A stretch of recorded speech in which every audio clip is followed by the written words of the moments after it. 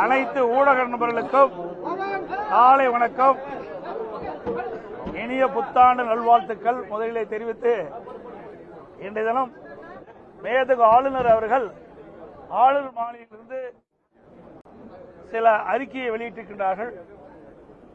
அதுல மாநிலத்தில் 12 லட்சம் கோடி புரிந்துணர்வு ஒப்பந்தம் போடப்பட்டதாகவும், அது அந்த புரிந்துணர்வு ஒப்பந்தங்கள் ஆவணமாகத்தான் இருக்குது ஒழிய ஒரு சில புரிந்துணர்வு ஒப்பந்தங்கள் தான் நிறைவேற்றப்பட்டிருக்குது, பெரும்பாலான புரிந்துணர்வு ஒப்பந்தங்கள் இன்னும் வரவில்லை.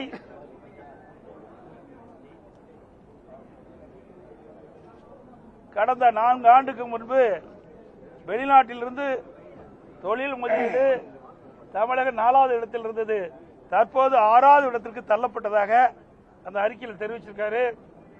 பெண்கள் பாதுகாப்பு தொடர்பாக அறிக்கை வெளியிட்டிருக்காரு. போக்சோ சட்டத்தில் அதிகமா இன்றைக்கு தமிழகம் பாதிக்கப்பட்டிருக்கின்றது, சுமார் 55% பாதிக்கப்பட்டதாக சொல்லியிருக்கிறாங்க. பெண்களுடைய பாலியல் தொல்லை 33% பாதிக்கப்பட்டதாக அந்த அறிக்கையில் சுட்டிக்காட்டப்பட்டது. போதைப்பொருள் பரவல் மற்றும் பள்ளி மாணவர்கள் உட்பட இணையிலேயே அதிக அளவு இந்த போதைப் பொருளுக்கு அடிமையாகி சுமார் 2000 பேர் இதனால் பாதிக்கப்பட்டு தற்கொலை செய்து கொள்ளப்பட்டதாக இந்த அறிக்கையில் தெரிவிச்சிருக்கிறாங்க. பட்டியலின மக்களுக்கு எதிரான வன்கொடுமைகளும் தலித் பெண்கள் மீதான பாலியல் வன்கொடுமைகளும் அதிகரித்துள்ளது. இதை இந்த அரசு சுட்டிக்காட்டவில்லை என்பதையும் சுட்டிக்காட்டியிருக்கிறார்.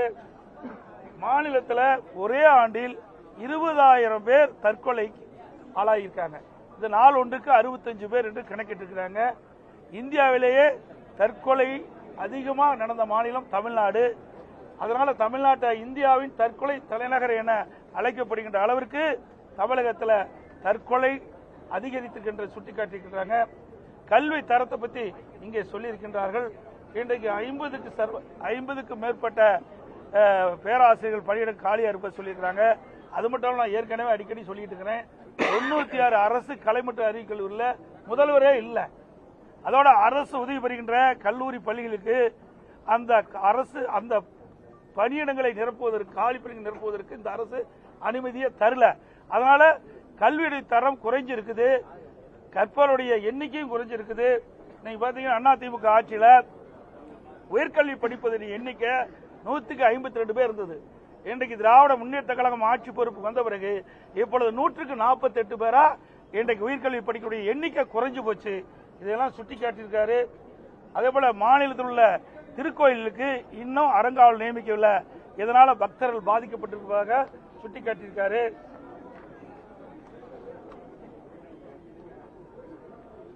இன்னைக்கு சிறு குறு நடுத்தர தொழில் அதுலதான் MSME தான் அதிகமான பேருக்கு வேலை வாய்ப்பு கிடைக்கும். அதுல இந்தியா முழுவதும் 5.5 லட்சம் கோடி இன்றைக்கு MSME இருக்குது. தமிழகத்தில் 40 லட்சம் தான் MSME இருப்பதாகவும், இதனால தொழில் குறைந்திருக்குது, வேலைவாய்ப்பு குறைந்திருப்பதாகவும் சுட்டிக்காட்டியிருக்கிறாங்க. இன்றைக்கு நமக்கு வர வேண்டிய தொழிற்சாலைகள்லாம் அண்டை மாநிலத்தை சென்று கொண்டிருக்கின்றது. இந்த ஆட்சியினுடைய அலட்சியத்தினால் சுட்டிக்காட்டியிருக்கிறார். பல்வேறு துறையில் பணியாற்றுகின்ற அரசு ஊழியர்கள் இன்றைக்கு பல போராட்டங்கள் நடத்தி மன உளைச்சல் இருப்பதாகவும், அவர்களுக்கு தேவையான உதவிகளை இந்த அரசு கோரிக்கைகளை நிறைவேற்றவில்லை என்பதை சுட்டிக்காட்டியிருக்கிறாங்க. அது மட்டுமல்ல, நாங்கள் வெளிநடப்பு செஞ்சிருக்கிறோம். இன்னைக்கு அனைத்து இந்திய அண்ணா திராவிட முன்னேற்ற கழக ஆட்சியில் சட்ட ஒழுங்கு பேணி காக்கப்பட்டது, சட்டத்தின் ஆட்சி நடைபெற்றது. கடந்த 4.5 ஆண்டு திராவிட முன்னேற்ற கழக ஆட்சியில் சட்ட ஒழுங்கு அடியோடு சீர்கெட்டு விட்டது. இன்றைக்கு எங்கே பார்த்தாலும் கொலை, கொள்ளை, திருட்டு, வழிப்பறிவு, பாலியல் கொடுமை நடக்காத நாளே இல்லை. அன்றாட செய்தி இந்த செய்தி தான் வெளியிட்டு இருக்குது. எல்லா தொலைக்காட்சியிலையும் பத்திரிகையிலையும் பார்த்தீங்கன்னா இந்த கொலை நிலவரத்தை பற்றி தான் இன்றைக்கு தெரிவிக்கப்பட்டிருக்கிறது. அந்த அளவுக்கு ஒரு மோசமான சூழ்நிலை தமிழகத்தில் ஏற்பட்டிருக்கிறது. இன்றைக்கு தமிழ்நாடு போதைப் பொருள் நிறைந்த மாநிலமாக உருவாகிவிட்டது. இந்த போதைப் பொருளை தடுக்க வேண்டும் என்று பலமுறை இந்த அரசை வலியுறுத்தியும் இந்த அரசு செவிசாய்க்காமல் இதற்கு உரிய நடவடிக்கை எடுக்காத காரணத்தினால இன்றைய தினம் தமிழகத்தில் மாணவர்கள், இளைஞர்கள், பொதுமக்கள் போதைக்கு அடிமையாகி கடும் குற்றச்செயலில் ஈடுபட்ட சூழ்நிலை ஏற்பட்டிருக்குது. இப்படிப்பட்ட மோசமான ஆட்சி அகற்றப்பட வேண்டும். இந்த ஆட்சி ஸ்டாலின் தலைமையில் இருக்கிற ஆட்சி ராஜினாமா செய்ய வேண்டும் என்று வலியுறுத்தி நாங்கள் வெளியெடுப்பு செஞ்சிருக்கோம். முதல் கூட்டத்தொடர் ஆழ்ந்த உரையோட தான் தொடங்குகிற விதி இருக்கு, அதை மாற்றுவது திமுக மேற்கொள்ளும் மற்ற மாநில அரசியல் கட்சிகள் இவரை அப்படி இவரே கற்பனை பண்ணிக்கிறாரு. இந்தியாவிலேயே சூப்பர் முதலமைச்சர் சொல்லிட்டு இருக்காரு. இவர் எதுவுமே இது வரைக்கும் நடந்தது கிடையாது. இன்றைக்கு நான் சொன்னதெல்லாம் இன்னைக்கு இதை கவர்னர் அவர்கள் வெளியிட்டு இருக்கிற அறிக்கையில் உண்மைதானே. இன்றைக்கு நேதுக்கு ஆளுநருடைய அவரே சொல்றாரு, சட்டப்பேரவை தலைவர் சொல்றாரு, அமைச்சரவை தயாரிக்கப்பட்ட அந்த உரையை தான் ஆளுநர் வாசிக்கிறாங்க. அதுல என்னென்ன தவறுக்கு சுட்டி காட்ட வேணும்ல. ஆளுநர் தவறான செய்தியை வாசிக்க மாட்டாங்கன்னு சொல்றாரு. அவருடைய நியாயம் அதுதான். ஒரு மேதக ஆளுநர் அவர்கள் தமிழகத்தில் நிலவுகின்ற நிலைமையை உண்மைத்தன்மை இருந்தால் தான் அது பேச முடியும். தவறு இருக்கின்ற பொழுது சுட்டி காட்டுகிறார்.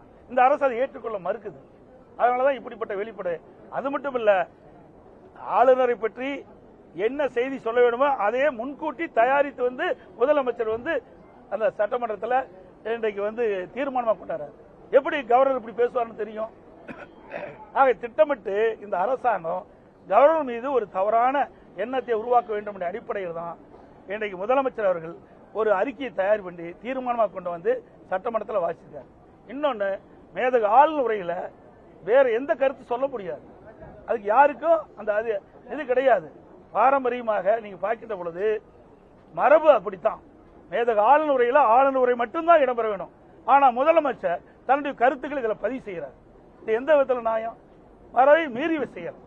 கையெழுத்து கொடுத்த உரையில அதை சபாநாயகர் வாசிச்சாரு. இப்ப ஆளுநரும் தன்னுடைய விளக்கத்தை கொடுத்தாரு. இந்த விஷயங்கள்லாம் இந்த அம்சங்கள்லாம் இடம்பெறல.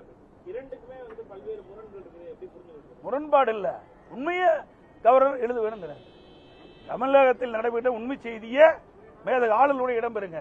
நான் படிக்கின்ற பொழுது நீங்க செய்த தவறை சரி என்று நான் படிக்க மாட்டேன், வாசிக்க மாட்டேங்கிறார். இதுதான் பிரச்சனை. நடைபெறுகின்ற சம்பவங்கள் எவ்வளவு நான் சொன்னேன். பாலியல் குற்றங்கள் என்ன நடந்திருக்குது, வேலைவாய்ப்பு இருக்குது, தொழில் முதலீட்டை நீங்க ஒரு தவறான தகவலை புள்ளி விவரத்தை கொடுக்குறீங்க. அந்த புள்ளி விவரத்தை அதை நீங்க தயாரித்து கொடுக்குறீங்க. அதை நான் வாசிக்க வேணுமா? இதை திருத்தி கொடுக்கணும் தான் சொல்றேன், வாசிக்கலன்னு சொல்லல. தமிழகத்தில் இருக்கின்ற உண்மை நிலையை நீங்க அமைச்சரவையில் அதை வச்சு ஒத்தவடையில் கொடுங்க, நான் அதை நான் வாசிக்கிறேன். சார் இது இது ஆளுநர் அவர்கள் இதுக்கு நான் விமர்சனம் செய்வது சரியல்ல. மேதக ஆளுநரை பற்றி விமர்சனம் செய்வது முறையல்ல. நாங்கள் அது செஞ்சதும் கிடையாது, வேண்டாம் சார். அதுதான் நான் சொல்றேன், அதுக்குள்ள நாங்கள் போக விரும்பல. புரியுதுங்களா? எங்களுக்கு வேண்டியது மக்களுடைய பிரச்சனைக்கு தான் நாங்கள் தேர்ந்தெடுத்துக்கிறோம். மக்களுடைய பிரச்சனை பேசுறதுக்கு தான் வந்திருக்கிறோம். நீங்களும் மக்களுடைய பிரச்சனை கேளுங்க, நான் பதில் சொல்றேன். தேவையில்லாத பிரச்சனையை உருவாக்கி டைவர்ட் பண்ணாதீங்க. ஏன்னா மக்களுக்கு என்ன செய்தி போய் சேரணுமோ அது உண்மையான செய்தி போய் சேரணும். அனைத்து ஊடகங்களுக்கும் பத்திரிகைகளுக்கும் நன்றி, வணக்கம்.